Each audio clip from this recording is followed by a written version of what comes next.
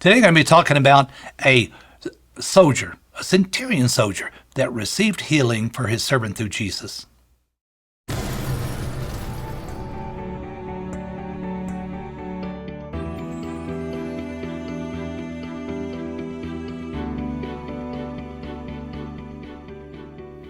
Today I'm on the story of Luke chapter 7, starting in verse 2, where it's talking about the Roman centurion that his servant was dying and how he approached Jesus. Because it says in verse 2, "And a certain centurion servant who was dear to him was sick and ready to die. And when he heard of Jesus, he sent unto him the elders of the Jews, beseeching him that he would come and heal his servant. And when they came to Jesus, they besought him instantly, saying that he was worthy for whom he should do this, for he loveth our nation, has built us a synagogue. Then Jesus went with them, and when he was not far from the house, the centurion sent friends to Jesus, saying unto him, Lord, trouble not thyself, for I am not worthy that thou should come under my roof. Therefore neither thought myself worthy to come unto thee, but say in a word, and my servant shall be healed. For I also am a man sent under authority, having under me soldiers, and I say to the one, go, and he goeth, to another, come, and he comes. And when Jesus heard these things, he marveled at him, and turned around and said to the crowd that followed him, I say to you, I have not found such great faith, no, not even in Israel." Boy, the quality, this is only the second time in Scripture that's recorded that Jesus marveled.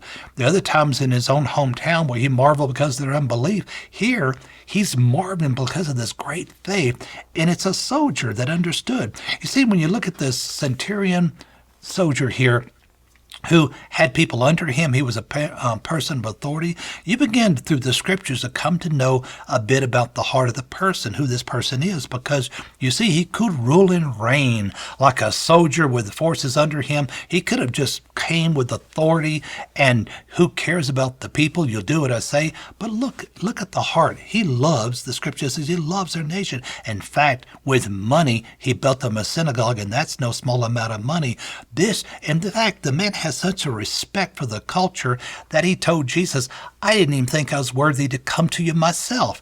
So he sent another in his name, and the person that came in his name, it's, when that in their culture, when someone sent in the name of a person, it's the same as a person. It's accepted and can be recorded in that manner because that is an acceptable form of communication within that culture, acceptable thing to do.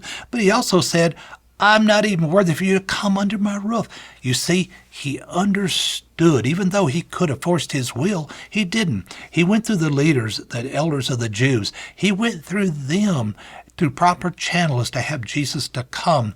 You see, look at the respect. Look at the quality of this man's heart. Look at the humility of heart. He could rule and reign, but no, he respects. It's love.